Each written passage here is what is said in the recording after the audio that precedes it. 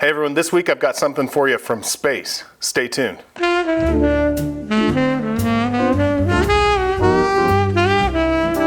All right, so this week I've got a kind of a weird one for you. I'm probably going to be doing more stuff like this just because I find it interesting and I don't need to smell every club banger that comes out. So probably a little bit more artistic in that for a little while, just to see what people are doing on the weird side of fragrance. So this week I have Ode to Space, which is the smell of space, the smell of space. So the story with this one is you probably have seen videos of it on TikTok or something like that, God rest its soul, but because I assume it'll be banned by the time this comes out. But the story, and I don't know how apocryphal this is or not, is that astronauts were going into space, they would do spacewalks and they would come back in and they would find the smell to be jarring. So NASA commissioned, allegedly, the creation of a fragrance to kind of mimic that they could give astronauts on the ground to kind of prep them for what they were going to encounter in space, have it be a little bit less jarring. Now, I don't think it's actually the smell of space because there isn't really much in space. Like the amount of molecules, there's barely anything floating out in there. So I suspect what they're actually smelling isn't space, but rather is the oxygen that are in tanks. They're not getting fresh air up in spaceships or on the space station. It's not fresh air. They're getting air that's been had the CO2 scrubbed from it, I assume, and stuff from tanks, plus all the stuff going across all of the wires and the metal and all this other stuff. So I'm expecting this to be pretty weird. I also expect it to be pretty unlikable. Let me crack into this sucker. But with something this weird, I figured there's value in me giving you my first impressions. So that's what we're gonna do. I haven't smelled this yet. Cracking it open for the first time to see what this thing smells like. Okay, ooh, that's a gross looking liquid. It's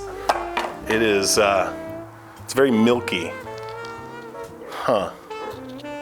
It's weird too. It also is there's a lot it didn't go all the way to the top. I don't think it'll matter because I don't expect that I'll be using much of this. Sorry, I had to go murder my dogs. So, that is the oddest color juice that I've ever seen. I expect this to be pretty bad, frankly, just because given what it's trying to mimic and given what it probably actually smells like, this is probably gonna suck. But let's see.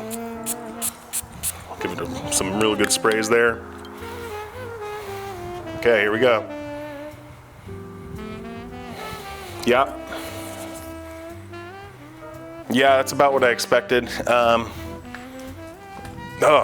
man, it's very harsh. Very harsh, very plasticky. There's a little bit of sweetness under there. I think people have said that there's burnt cookies, which I can sort of see. Man, yeah, this smells like a dentist's office.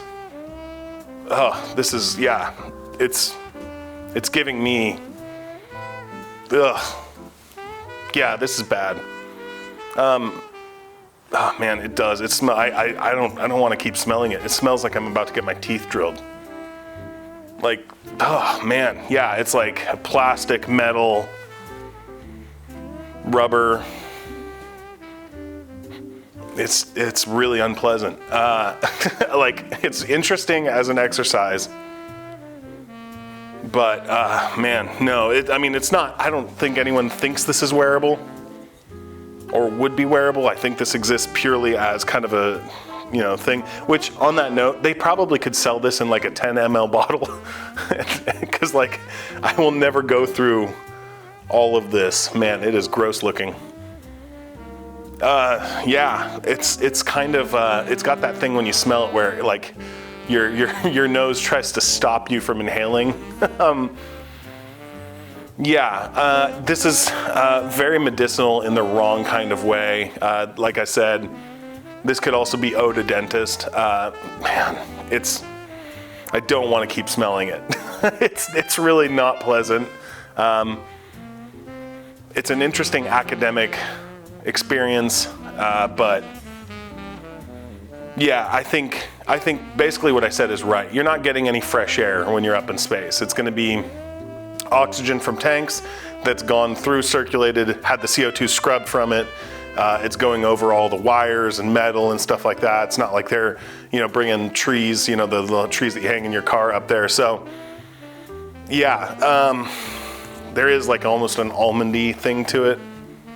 Like it's got this aspect of like all of that kind of manufactured product with it, cleaner on top of that, and then almost like they were trying to give it some sort of something else to mask that.